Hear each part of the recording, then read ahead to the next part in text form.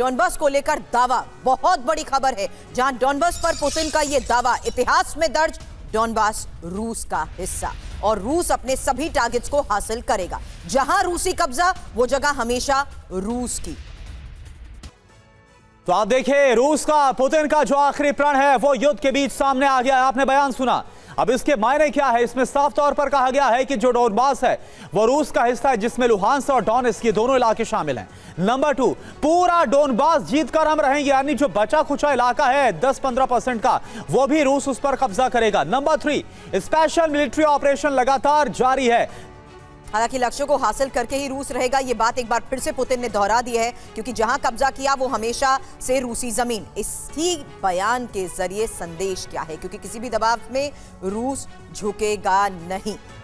बिल्कुल, और OP Tiwari sir भी हमारे साथ हैं। सर, ये वही है, क्योंकि यूरोप तैयार नहीं है कि रूस को कोई इलाका दिया जाए जो कि इस वक्त जहां पर रूसी कब्जा है। यूक्रेन भी तैयार नहीं है, ज़ेलेंस्की भी तैयार नहीं है, तो फिर कैसे शांति आएगी? अगर ये रुख बना रहा तो फिर तो टकराव आपको लगता है कि और बढ़ेगा?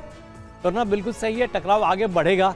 देखिए, डोनेट्स्क का वो 14 से 15% एरिया जो बचा हुआ रूस ने अभी कब्जा नहीं कर पाया। इसका रीजन है कि काफ़ी बड़ा मिलिट्री फोर्टिफिकेशन कर रखा है यूक्रेन ने बहुत पहले से ही, इसलिए रूस आगे नहीं बढ़ पा रहा इस एरिया में। तो इसकी भरपाई करने के लिए दूसरे जो ऑब्लास्ट हैं इनके, सुमी हो या कीव हो, यहाँ पर आगे बढ़ रहा ताकि वो बार्गेन कर सके।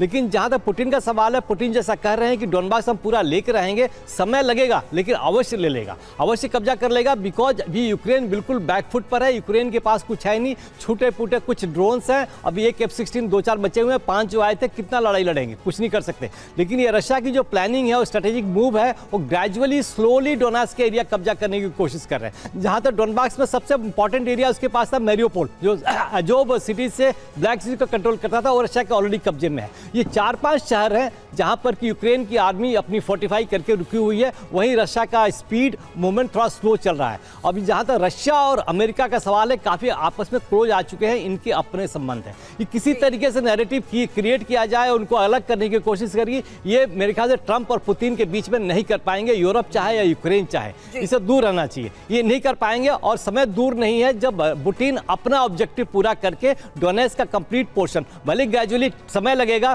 फुल वॉर नहीं करेंगे, लेकिन ग्रेजुअली कब्जा कर आने वाले वक्त में सर नेटो और यूरोप को लेकर पुतिन का ऑब्जेक्टिव क्या है? ये भी एक बहुत बड़ा सवाल है, क्योंकि लगातार खबरें आ रही हैं कि कैसे अब क्रिसमस से पहले यूरोप में ब्लैकआउट हो चुका है और फ्रांस से पोलैंड तक ब्लैकआउट संकट है। हालांकि यूक्रेन जंग के चलते यूरोप में बिजली संकट और अंधेरे में ही यूरोप का क्रिसमस गुजरेगा। हालांकि रूसी विदेश मंत्रालय की प्रवक्ता ने इसको लेकर क्या कहा, सुनिए। तो फिलहाल क्रिसमस पर यूरोप में ब्लैकआउट, रूसी विदेश मंत्रालय की प्रवक्ता ने क्या कहा आपने सुना। लेकिन यह साफ है कि आने वाले वक्त को देखते हुए बड़ी प्लानिंग को एग्जीक्यूट अब किया जा रहा है, क्योंकि फ्रांस से पोलैंड तक इलेक्ट्रिसिटी क्राइसिस को लेकर आज एक खबर बहुत बड़ी है। दूसरी बड़ी बात यह कि यूक्रेन जंग के चलते ही यूरोप में यह बिजली संकट हो रहा है, जहां अंधेरे में गुजर सकता है यूरोप का क्रिसमस। हालांकि जर्मनी में 12 घंटे से ज्यादा ब्लैकआउट जारी है, ब्रिटेन में 3 घंटे से ज्यादा बिजली संकट है। इस बीच जो हालात अभी बने हुए हैं उसको देखते हुए मनीष, एक क्विक रिस्पॉन्स आपसे, क्या ये वाकई कोई प्लानिंग है नेटो और यूरोप के खिलाफ, जो अब आज आ रही इन खबरों के आधार पर साबित होती है कि ये प्लान अब एग्जीक्यूट हो चुके हैं? क्योंकि वॉर फ्रंट के दायरे और तरीके बहुत बदल चुके हैं मनीष। देखिए, सबसे बड़ी बात यह थी कि रूस और यूरोप के बीच जो सुरक्षा समझौता हुआ था, जिसके तहत रूस से गैस सप्लाई होनी थी और यूरोप में जो ऊर्जा जरूरतें पूरी होनी थी, लेकिन हुआ क्या? नॉर्ड स्ट्रीम गैस पाइपलाइन तबाह कर दिया गया। रूस यूक्रेन युद्ध के बहाने रूस से तमाम गैस सप्लाई बंद हो गई। आज की तारीख में यूरोप के किसी भी देश में आप चले जाइए, वहां पर जो बिजली की दरें हैं वो आसमान छू रही है। इतना ही नहीं, बल्कि अमेरिका के राष्ट्रपति डोनाल्ड ट्रंप ने यह कहा है कि यूरोप टूट जाएगा 2 वजह से, एक माइग्रेशन से और दूसरा एनर्जी क्राइसिस से। तो एनर्जी क्राइसिस आज की तारीख में यूरोप की एक कड़वी सच्चाई बन चुकी है। अगर इनसे वो नहीं निपटते हैं तो आप सोचिए, कितना भी आप रूस का डर दिखा दें, कह दें कि पुतिन हिटलर बन जाएंगे, लेकिन यूरोप की जनता को आखिरकार बिजली चाहिए, उनको ठंड के समय में उनको हीटिंग सिस्टम चाहिए। उसके बगैर आप पुतिन के नाम से कब तक डरा कर रख लेंगे? यूरोप के नेताओं के लिए ये एक बड़ी अग्नि परीक्षा साबित होने वाली है इस साल की सर्दी।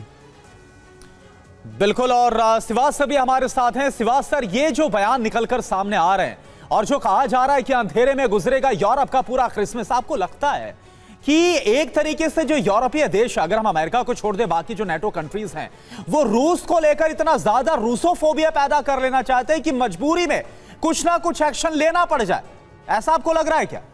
देखो करुणा, एक चीज़ तो माननी पड़ेगी कि जो यूरोप था वो डिपेंडेंट बहुत था रूस पे, गैस और ऑयल पे।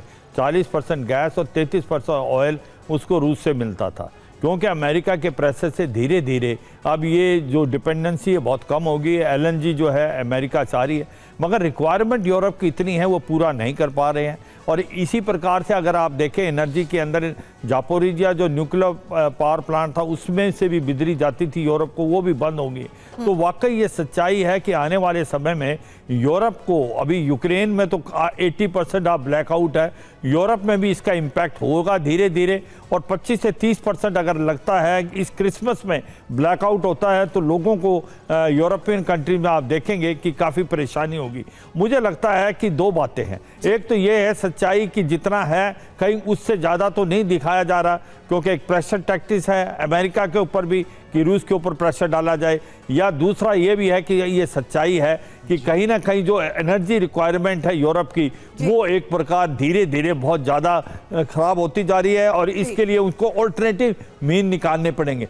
एक चीज़ का याद रखो, यूरोप में डिपेंडेंसी जो पावर की है वो ज़्यादातर गैस से बनती है या न्यूक्लियर है। इसके अंदर थर्मल बड़े कम है क्योंकि वो इन्वायरमेंटल कंसर्न के कारण।